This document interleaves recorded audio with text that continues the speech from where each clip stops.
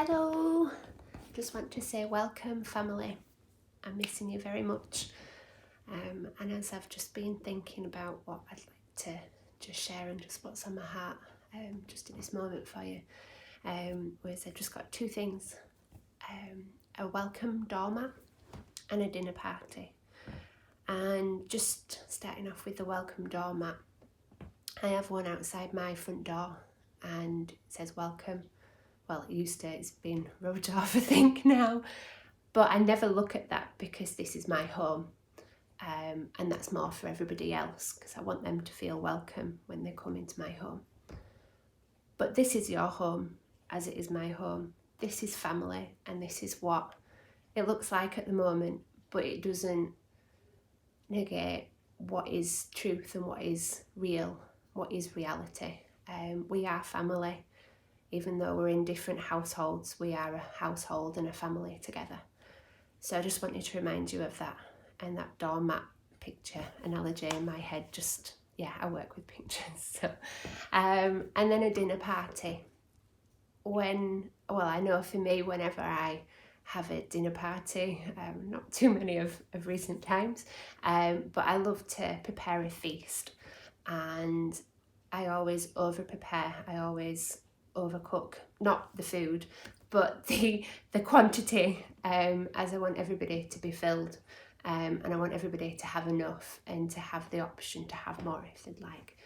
And so I want to invite you to our family feast this morning. There is sustenance, fresh sustenance that is available for you. And although it looks different and it sounds different and we interact differently, it's real and it's there and it's available. So enjoy. Love you lots. Miss you. Enjoy.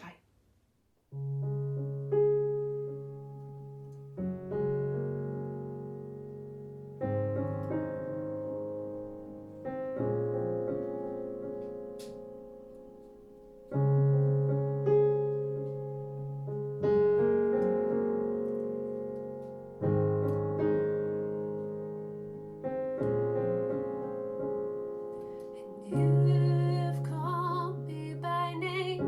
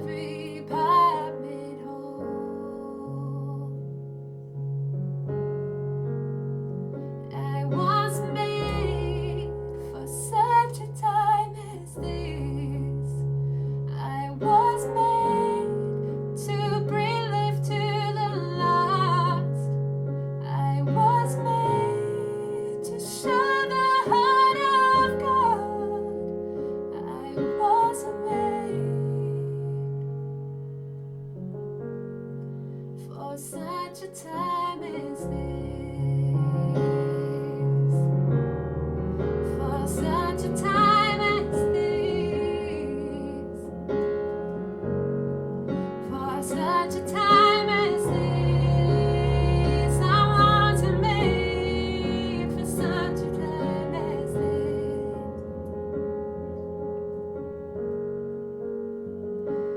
And I'm changed by your love forever.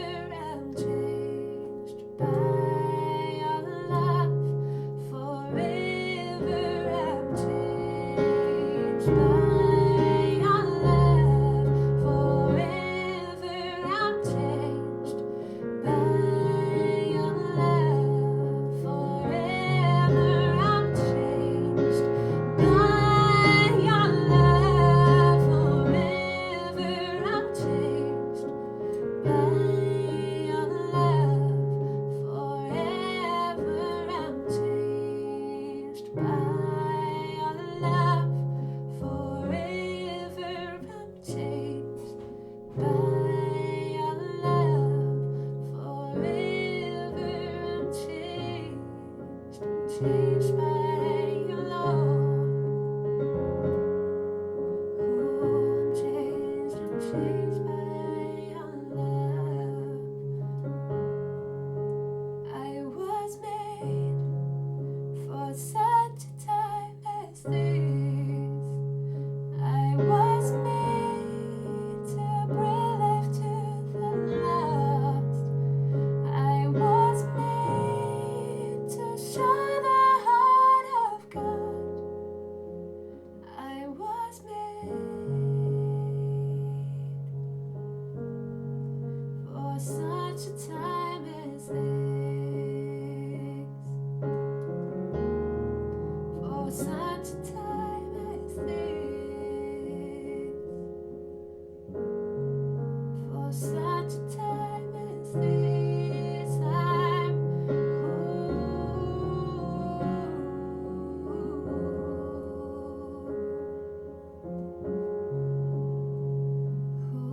you told me my past was not my future.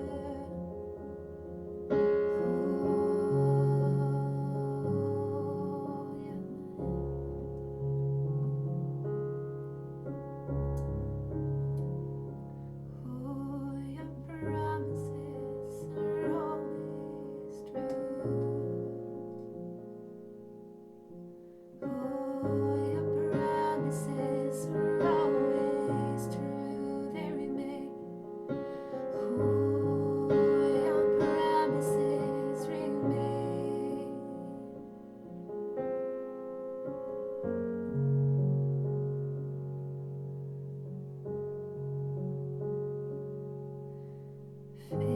Faithful you are. Faithful forever you will be.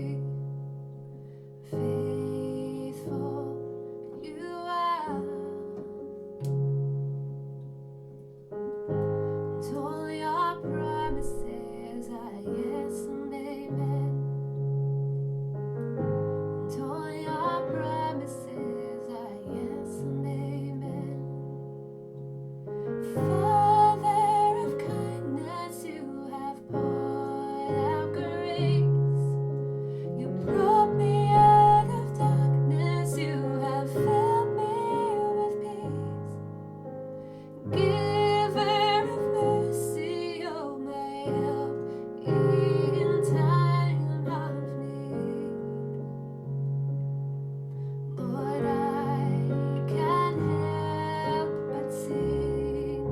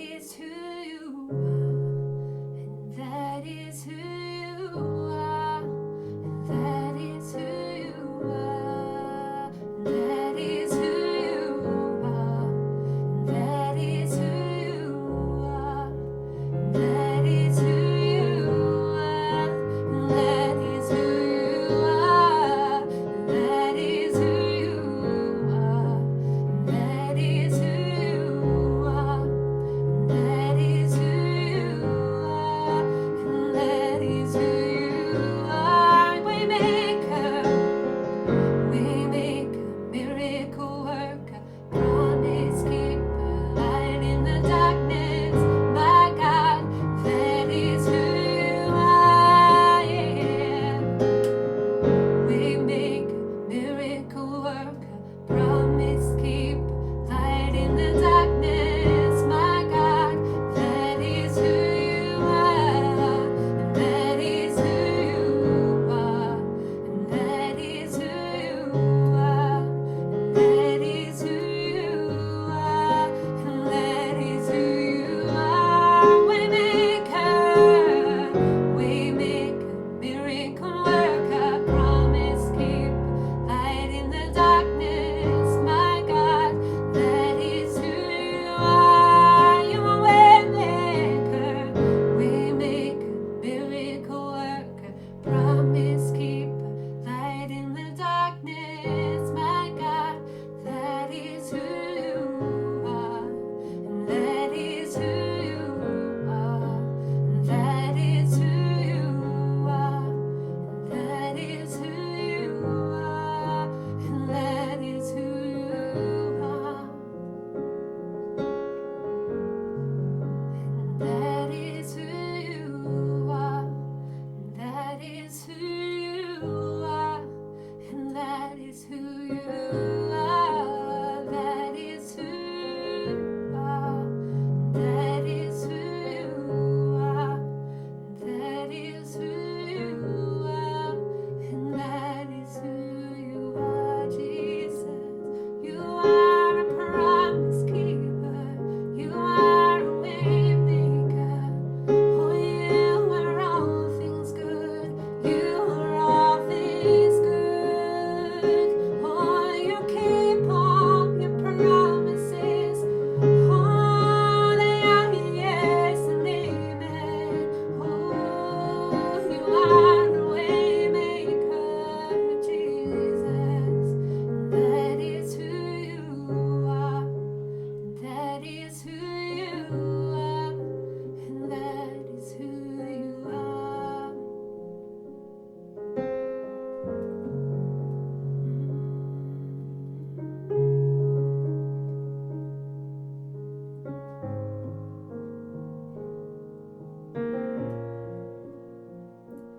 You're the name above all names. You are worthy of all praise, and my heart will sing how great is my God.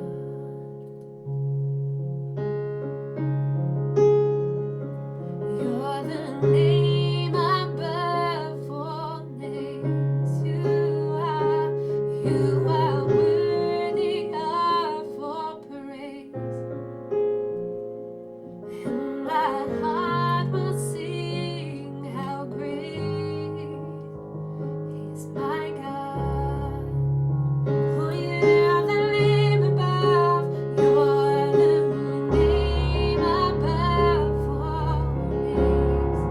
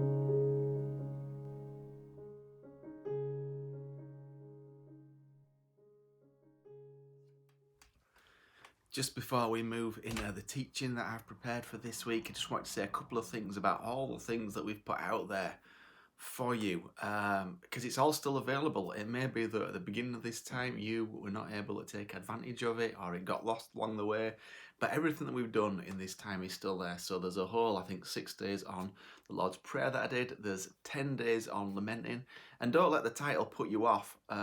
They are just literally, lamenting is just about learning to process how you feel. That's really what lamenting is all about. It's processing what you've lost and learning to give voice to that which you have lost, and learn to do that in a right and helpful way. So there's like 10 of them. They're only 4 or 5 minutes long. Maybe some of them are 6 or 7 minutes long. There's a couple of questions at the end as well to help you actually process it.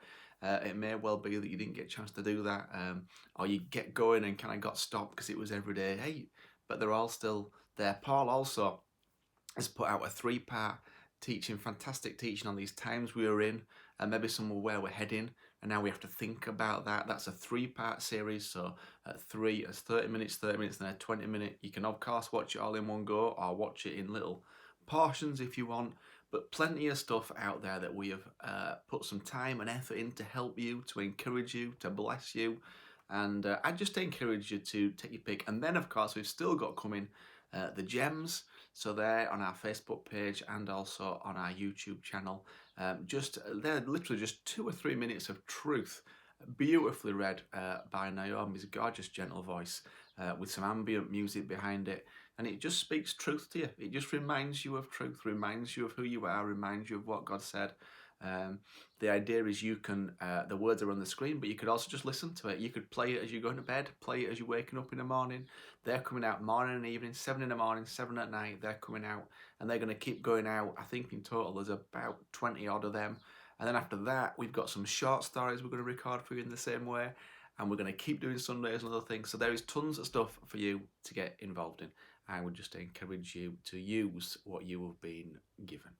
Okay, this morning I am talking about a few different things. We're still talking about death and resurrection, so we're talking about gardens, the power of a garden, and we're also talking about the incredible power of healed wounds. And here's me to expound that in more detail for you. Lots and lots of love. Good morning. Thank you for being with us once again at our digital meeting. It is not as good as being together. I know I would much rather have more than just a solitary camera in front of me and Matt wandering around making sure it all works well. I wish you were all here, wherever you are in the world. But we will do what we can, and we will carry on with hope in our hearts that Jesus has not changed, Jesus has not gone anywhere. And actually, there are real moments of learning and moments of joy to be found. They may be tough to find for some of you, I realise that, but they are there, and they are there to be found. And I want to keep talking about resurrection, one of my joys in this time, and one of my, I suppose if I was to do a 60 seconds of goodness, thank you for those, by the way, they were amazing, loved them all. And but if I was to do one, it would just be the time I've had to read, which I love to do, to think, to ponder, to dwell on the Easter stories a bit more. And one of the things I found that stood out to me is lots of small things, what almost seem like inconsequential words or phrases, but actually have profoundly met me in different ways. So I want to keep sharing with you about resurrection, about the resurrection story. Last week, I encouraged you to see resurrection in widescreen.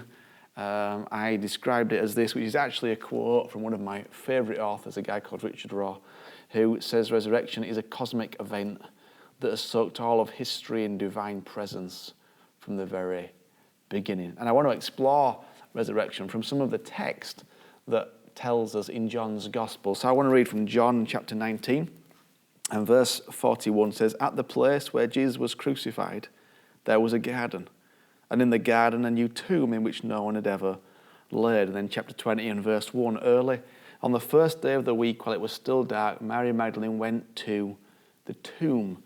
And then verse 11, "Now Mary stood outside the tomb crying. As she wept, she bent over to look into the tomb and saw 2 angels in white seated where Jesus' body had been, one at the head and one at the foot." They asked her, "Woman, why are you crying?" "They've taken my Lord away," she said. "I don't know where they have put him." At this she turned around and saw Jesus standing there, but did not realize it was Jesus. He asked her, "Woman, why are you crying? Who is it you're looking for?" "Thinking he was the gardener," she said. "Sir, if you've carried him away, tell me where you've put him and I will get him." Jesus said to her, "Mary." She turned to him and cried out in Aramaic, "Rabboni," which means teacher. There are all sorts of hints in here that John is trying to make about what's gone on. First of all, there is a new tomb in which nobody has ever laid. Secondly, it's the first day of the week. And this is what I mean by little things that I'm seeing. It's the first day of the week. What does that mean? Well, it's the first day of something new. It's the first day. And when you read John, it's full of signs and there's lots of numbers in it. And it's either John or Luke. One of them has 7 signs, and the 8th sign is resurrection. And 8 is the start of a new week. It's the start of something new. John's going, it's a new tomb and it's a new week. And there's a new week in the history of the world has just set out. There's all these little hints in there if you read it carefully. And then there's a setting. Now, I knew that the tomb was in a garden, but I'd never read this line before. Or rather, I'd read it, I'd never seen it before. The place where Jesus was crucified, there was a garden. And in the garden, a new tomb. According to John, it's not just the resurrection that takes place in a garden, which I've known about, I've preached about, I've done Easter Sundays on, but actually the setting for both death and resurrection is in a garden, according to John. Which makes sense, because that's what happens in a garden. Death and resurrection are close companions. Every year in my garden, I watch the death of plants and flowers. We call that autumn. And every year, and we clean up the mess and the dead flower heads and the leaves. And then we watch new life appearing. Resurrection happens. We call that spring. And it's no coincidence that John chooses to place both death and resurrection in a garden, because this process of death and resurrection is a very natural process. And it's something we observe every year, all year round, no matter where we go, and we know it's vital for life. So in a garden, in an actual physical garden, we recognize death and resurrection. Hey, that's how it happens. Things grow, then they fall back, then they grow again, and then they fall back. There's this cycle of death and resurrection. What's fascinating, though, is that when that same cycle happens in different parts of creation, primarily our lives, we don't like it as much, and we often run away. It's a strange thing, really. It's strange to think that we see something every year, and we understand the need for the process in one part of God's creation, in the garden, and yet then we fight tooth and nail to try and stop that same process when it happens in a different part of God's creation in our lives. Why would we do that? You see, there isn't one process for one part of creation and one process for another part of creation. As Jesus affirms, unless a seed falls into the ground and dies, it cannot bear fruit. There is a process of death and resurrection. And I'm going to share this morning a little bit about the need to embrace both. Some people get a bit stuck on death. Some people kind of gloss over death and get stuck in resurrection. But actually, as I'm going to show you, there's a need to embrace both. We also understand that death and resurrection take time. And for some things to be resurrected and come into their fullness takes a lot of time. 5 years ago, we brought a wisteria plant. Faye always wanted one. And a wisteria is a plant that probably about this high when we bought it, and it spreads a bit like a vine does over your house. Faye was very excited because she loves the flowers on a wisteria. So she planted it, and that summer we waited, and it got a few leaves on it and nothing else.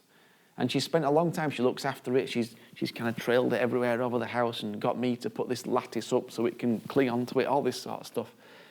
And she did that for 3 years with no flowers whatsoever. Then last year, in the 4th year, after looking after it and after caring for it, she saw one flower bud on this wisteria. And after 4 years of caring for it, 4 years of looking after it, she got one flower for 2 weeks. And then it went. But I'm going to show you on the screen now this wisteria this year. Because this year, It is absolutely chocker full with flower buds. In a few weeks' time, that wisteria is going to be full of flowers. The whole of the side of our house is going to be full of flowers, and all over that bit that goes over the door that you can see now, it's going to be full of it. But the reason I tell you about our wisteria is because it only bloomed after 5 seasons, 5 springs and 5 autumns, or we could say 5 deaths and 5 resurrections. But each year it grew bigger and stronger, and each year it fell back with the death of the single flower and many leaves. But in the secret place, it was gaining strength. In its core, it was storing up energy to be released to its true purpose. And this year, that energy was released, and it will be stunning to see. You see, it's only through death that more life flows. This is the message of creation. It's the message of a garden. It's the message of John as he places death and resurrection of Jesus in a garden. It's the only process through which resurrection life flows. And there is a danger that right now, as you are about to come out of the 4th week of lockdown, maybe into the 5th week next week by the time you watch this, that you were a bit tired of death, and it feels deathly, and it feels like autumn going into winter. But I want to tell you, resurrection is always around the corner. It's just often not as quick as we would like. It's often not as quick. You see, most people, Faye, with that wisteria, she gets up on a ladder, she cuts it back, she kind of threads it all through around the drain pipe, around all that wooden lattice stuff that I've put up.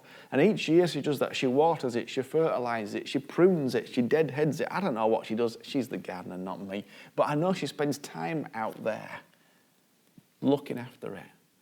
And you see, what would happen is most people after 4 years, when they only got 1 flower head, would give up. That's what most people do. They've seen it die and call back, die and go, when's it ever going to flower? When's it ever going to come about? But Faye knew if I just keep going. She understood death and resurrection. If I just keep going, if I just keep going, if I just keep going, one day I will get my reward. And I will have this incredible flowers all over my garden that I've longed for 5 years and invested in. But hey, that is true of our lives as well. There is always resurrection round the corner, but sometimes you've just got to keep going and keep going and keep going and keep going, even when it seems like nothing happens. There is a plant called Chinese bamboo, and you plant it, and you leave it there for 4 years, and nothing happens on the surface. Nothing.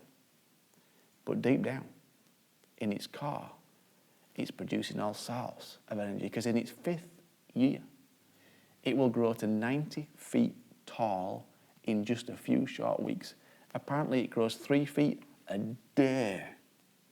That is resurrection. But it only comes after 4 years of seeing it do absolutely jack all. Right now, in your situation, it may well feel like you were praying, you were believing, you were singing, you were calling, you were reading, and absolutely nothing is going on. I want to tell you it's a lie. It's a lie that nothing's going on. It's a lie that progress is not being made. It's a lie that you are not being transformed. It's not about feeling it. It's not about seeing it. It's about you doing what you know to do and trusting that God is going to do something in it.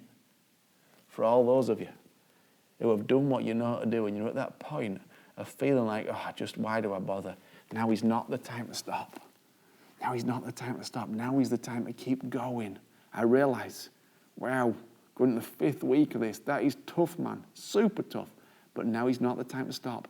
Now is the time to keep on going. Now is the time to keep doing what you know to do.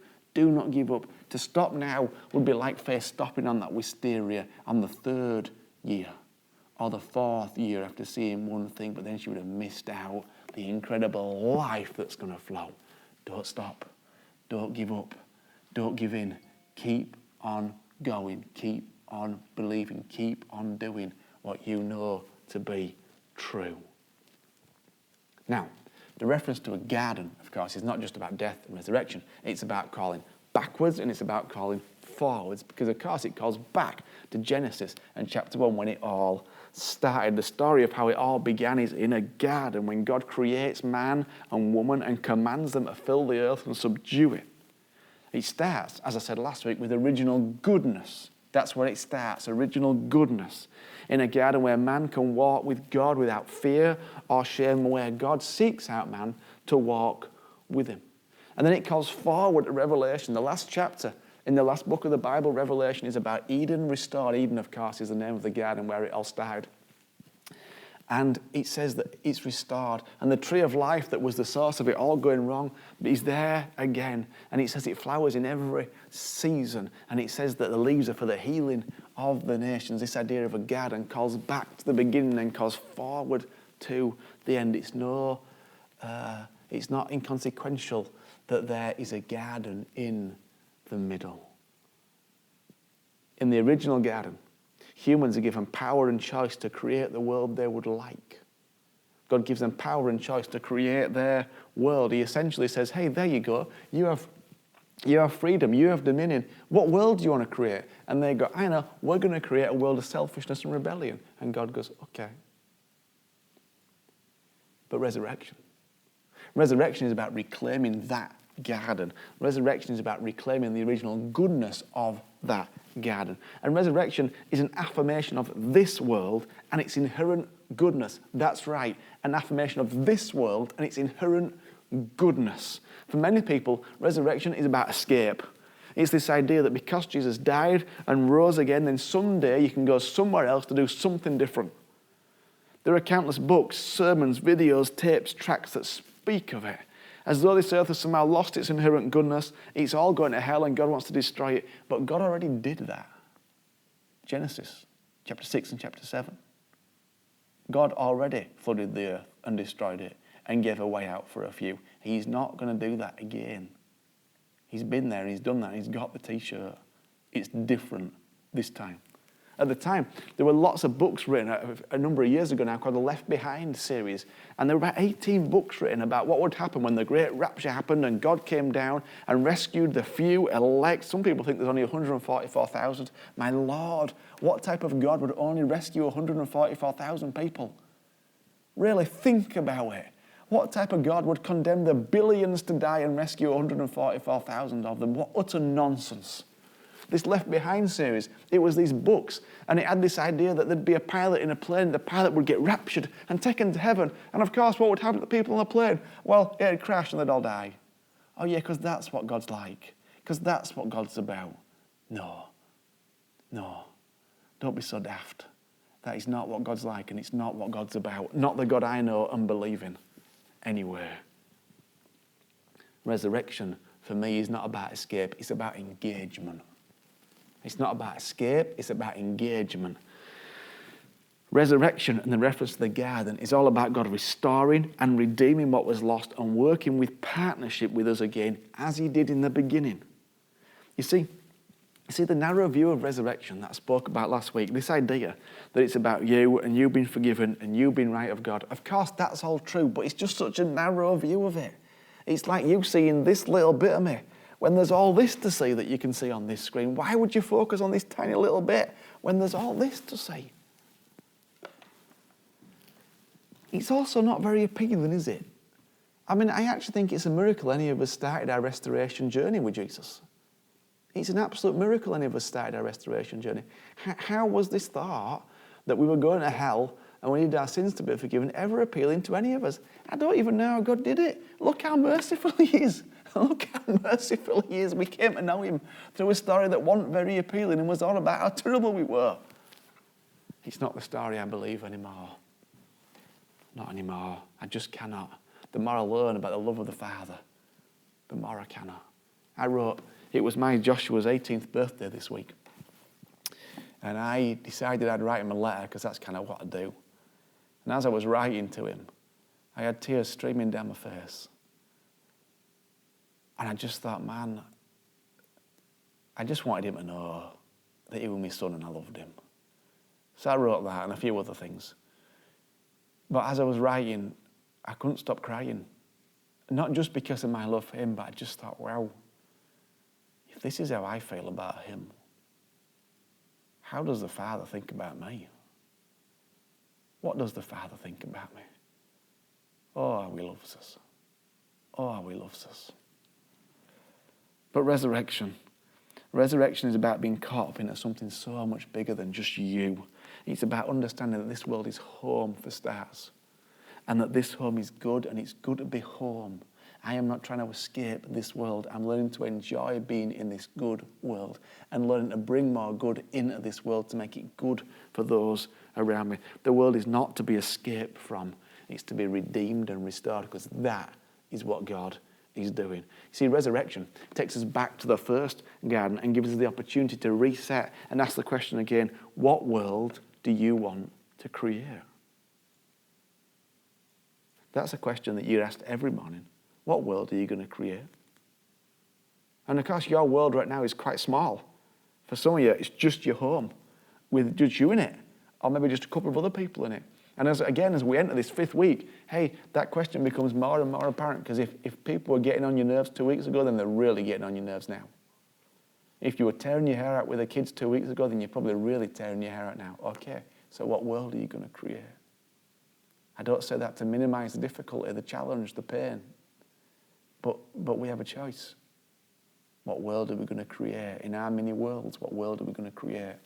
When we reach out to others, phone, text, video message, in the supermarket, wherever, what world are we going to create? That's the question resurrection asks. Resurrection asks of you and me, what world are we going to create? You see, Jesus' death took place in a world where power and control were key. And once again, God did not kill Jesus. The story is not about an angry God killing his only son to appease his own anger and wrath. The story is about a dark, bloody, gruesome Friday that ends in the execution of a man called Jesus by an occupying power called Rome. This man, Jesus, was executed by this occupying military power because he threatened their power and their control. This story is about a dark, bloody, gruesome Friday that ends in the execution of a man called Jesus by the religious elite. This man, Jesus, was executed by this religious elite because he threatened their power and their control. The story is about a dark, bloody, gruesome Friday that ends in the execution of a man called Jesus by a puppet king trying to hold on to what power he had. This man was executed by this puppet king because he threatened his power and his control. Friday, execution day, is filled with betrayal, loss, slander, torture, pain, suffering, and eventually death. But Sunday is about resurrection. It's about overcoming and transcending betrayal, loss, slander, torture, pain, suffering, and yes, even death. But in order to experience transformed lives, you have to embrace both Friday and Sunday. But here's the thing. For some people, they get stuck on Friday. Everything is dark, the whole thing's falling apart. They struggle to get past the betrayal and the loss and the slander and the torture and the pain and the suffering and the death. It's too difficult to see anything else, and they get swamped in it and stuck in it, and there they are, stuck on Friday. Then there are others who gloss over Friday. They pretend it's not rare. They've got a smiley face on. They're the shiny, happy people holding hands. It's all wonderful. It's all good. We've got our Christian smiles on because Jesus loves us, so it's all right. They pretend Friday doesn't really exist, even though it really does, which is why I spent 10 days teaching you how to lament, because you're not meant to do that. You are meant to acknowledge the Friday and not gloss over it. But some people jump to Sunday and pretend everything's wonderful. Of course, Jesus embraced them both. In all their fullness, Jesus embraced them both. And it's interesting, not only does he embrace them both, but also when he talks about them in specific ways. Let me show you. John chapter 20 and verse 19 says this: on the evening of that first day of the week, when the disciples were together with the doors locked for fear of the Jewish leaders, Jesus came and stood among them and said, "Peace be with you." The disciples have seen their leader executed by the occupying military forces, probably terrified if they are next. Think about it. If you've just killed the ringleader, what do you do next? Well, you tend to go and get the lieutenants. These guys are terrified. They're like second and third in command of this Jesus movement, and their leader's just been killed without so much as a trial, with most of the mob baying for his life. They are rightly terrified. So what do? Well, they go into lockdown. They find a room, they lock the door, and they huddle there, probably working out what the heck to do next, talking to one another. This is only day 3 after his death. They are no doubt in complete shock, not a clue what to do. All their dreams in tatters of what he meant. They thought he was this rabbi who was going to bring great freedom, and now he's dead. As Paul writes, Jesus' death was a complete stumbling block to the Jews. What was that all about must have been their question. And then, in the middle of all that doubt and questioning and terror and what's going on, Jesus appears. Suddenly, unexpectedly, and despite the fact the doors are locked, it says he came and stood amongst them. See, resurrection means that we can transcend the normal everyday life, and every moment becomes pregnant with supernatural possibility. Resurrection means life is not normal anymore, or at least it doesn't need to be. Because resurrection means Jesus standing among us as well as in us and living through us. This is not just a picture for them, this is a reality. Jesus, the cosmic Christ, now is everywhere. The whole place is bathed with presence. He's with us, he's in us, in amongst us. Our issue is that we don't recognize it. We say things like, ooh, I think Jesus is here, as though he was somewhere else when you didn't feel him. We say things like, can you feel his presence? As though his presence was not there before. What we should really say is, I've become aware of what has already been true. What we should say is, I've actually switched on enough to be able to recognize that he's here. That's a much better way of saying what's actually happening. Resurrection is learning that we don't need to invite him in because he's already present. Resurrection is becoming increasingly aware of the fact that he's already present in every place and every moment and every interaction.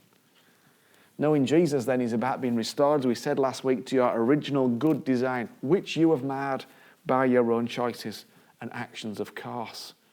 And the task, once you've understood that Jesus is present, is to learn to see the inherent goodness in everyone and everything else. That's the task. And then to find answers to that question, what world are you going to create? Are you going to use power and control and hatred and violence, the world in which Jesus died? Or are you going to take on that world with the opposites, which is exactly what Jesus did?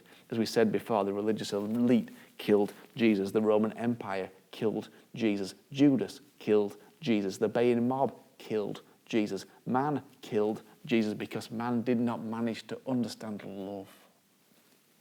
And God, in his incredible love and desire to make sure we got the message, sat back and allowed it to happen. Ephesians 1 tells us he knew all along.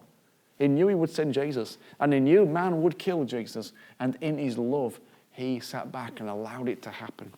The power of the cross is not so much in the fact that Jesus died, but in the manner of his death. As Jesus himself said in Matthew 26:23, this is my paraphrase, I could call 70,000 angels down to help, but then you would never understand just how much you are loved. When military might and the religious elite and a puppet king felt power and control being threatened, they responded with violence and more power and more control. The cross is about humanity's anger and cruelty and violence and longing for retribution. But what does Jesus do? He responds. Does he respond in the same way? Does he respond with anger and cruelty and violence and control? Does he fight back with his own power? Does he go, come on then, bring it on, let's have a fight. My 70 angels against your 5 legions of armies. Let's see how it goes. Is that what Jesus does? No. That's not what Jesus does. This is not about who has most power. That was always Jesus. It's about how you use that power and about a more powerful tool than violence and retribution and anger and hatred. Jesus meets violence and anger and power and control with meekness and forgiveness and silence. Let's get back to Friday and Sunday and how Jesus tells the story. So we've established it's the first day of the week. They're all together. The doors are locked. Jesus comes. He says, peace be with you. And after he said this, he showed them his hand and side. The disciples were overjoyed when they saw the Lord. Jesus stands among his disciples and says, peace be with you. Hey, check out my wounds. What a strange thing to do. Have you ever noticed that most testimonies start with how bad it was before God showed up and then something wonderful happened? And how most of the time the person spends much longer on the problem or the issue than they do on the solution, on the God part. You listen to most testimonies about what God has done. Let's say it's a 3-minute testimony. I can guarantee the first 2.5, maybe 2 minutes, 40 seconds will be about, well, this was terrible and this was bad and I was in a really bad state and this was terrible. And frankly, 2 minutes in, you're pretty depressed. And then the last kind of 20 seconds is, oh, but God did this, which is wonderful. We love hearing testimony. We love hearing what God did. But Jesus tells it a different way around. We start with Friday and go on to Sunday. Jesus starts with Sunday and goes back to Friday. He says, hey, peace be with you. Check out my wounds. He doesn't say, oh, check out my wounds. It was terrible. It's Friday. Oh yeah, but peace. That's what we do. Jesus flips it around. He starts with the good news. He goes, hey, peace, shalom, nothing missing, nothing broken, everything in its right place, shalom to you. Oh yeah, I got a bit wounded, but hey, shalom. He starts with life, not death. He does not start with wounds, but neither does he deny them. He starts with peace be with you. Check out my wounds. Have you ever considered what it might mean that the resurrected body of Jesus contained the marks of his wounds? I'd never thought about it before. I'd always known that Thomas talked about putting his hand in his side and in the holes, and Jesus said this. But why did Jesus' resurrected body contain marks of his wounds? Surely this is Jesus, resurrected, glorified, made new, made whole, and yet it's clear that he's been wounded. Well, to come up with a definitive answer is way above my theological pay grade, but perhaps it's because we would forever need reminding of what he did. Perhaps it wasn't just for the disciples and Thomas later, but it was for our sakes, to be a permanent reminder of the cost of restoration and redemption. But I find it fascinating. I've been pondering on this for a couple of weeks. He's glorified, yet resurrected, yet still the marks of his wounds remain for people to see. And interestingly, it's not his resurrected body that convinces people, but his wounds. A week after this incident, Jesus appears again, this time when Thomas is present. And Thomas is struggling to believe. In fact, Thomas says this. This is chapter 20 and verse 25. The other disciples said to him, hey, we've seen the Lord. He said to them, unless I see the nail marks in his hands and put my finger where the nails were and put my hand into his side, I will not believe. Hang on a minute. This guy has appeared through a locked door in a resurrected, glorified body, and Thomas goes, it's the wounds I want to see. How fascinating.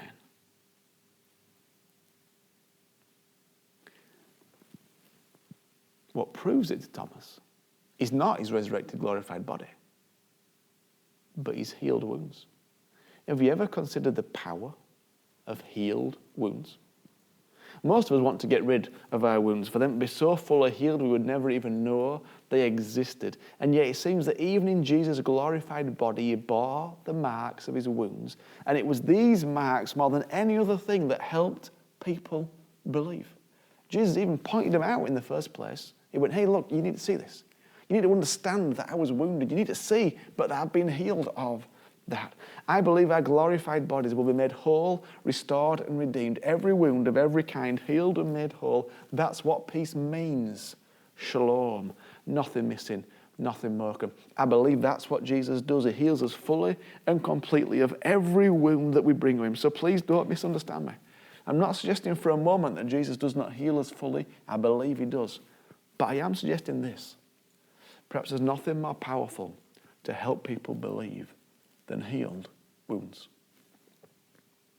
Some of us are tempted to conceal our healed wounds. We've spent so much energy, emotional energy, physical energy, spiritual energy, finding healing, that sometimes we just don't want to bring it up. We don't want to talk about it. We don't want to go there. We've spent so much time finding healing. We're like, okay, I'm healed now. Great. Shove that in a drawer. Put it to one side. Let's carry on, especially if we're working through other wounds.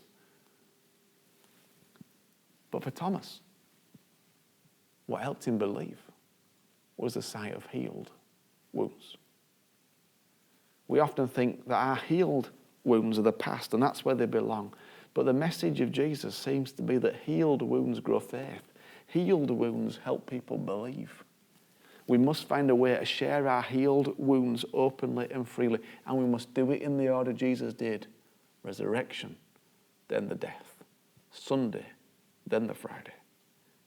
Of course, many of us are too focused on our open wounds than our healed wounds. We look at our open wounds, the places God is bringing healing to our lives, and we focus on that instead of the areas we've already been healed in. And some of those open wounds I know are painful and difficult and awful, but listen to me. Open wounds do not negate the value of healed wounds. We must not stop speaking of the healed wounds just because we are working through some yet to be healed wounds. Some of you, in fact all of us, need to spend some time giving thanks for all our healed wounds, all the places God has met us and healed us and restored us and redeemed us, all the ways that God has done that. Actually, for some of you, I believe that recalling your healed wounds is part of the healing for your not yet healed wounds. Make an inventory. Every way God has healed you, every way He's restored you, every way He's redeemed you, it will cause faith to arise for the wounds you are dealing with right now. Finally, what Jesus says next in His story is absolutely staggering. Remember, the disciples were in lockdown, hiding away in fear of their lives, worried they'll be next on an execution stake, overjoyed at seeing Him and doubtless comforted by His message of peace. This interaction He has with them in John 20 takes place on Sunday evening, just 3 days after Jesus has been executed. And what does Jesus say to them? Does He command them to lie low until the pressure passes? Does He ask them to stay home, stay safe, and protect the NHS? Oh no, wrong one. But do that anyway. But actually, what He says is this.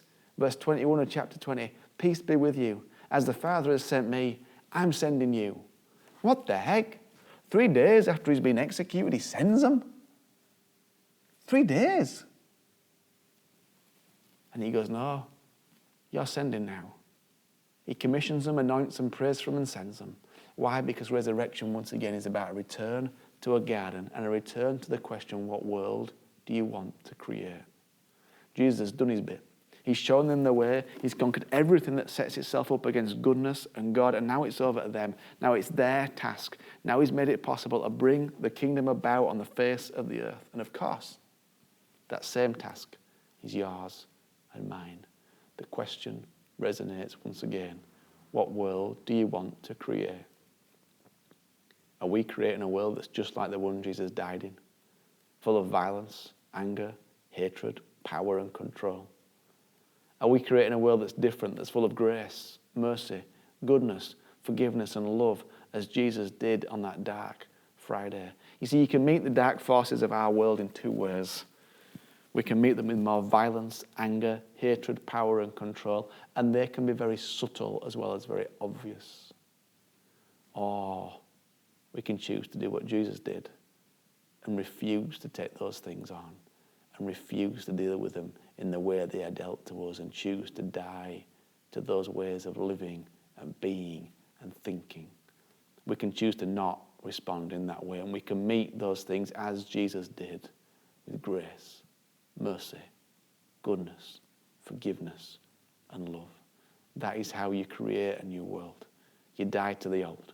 You refuse to participate in that any longer, and you move in the opposite direction, alive in resurrection life and love.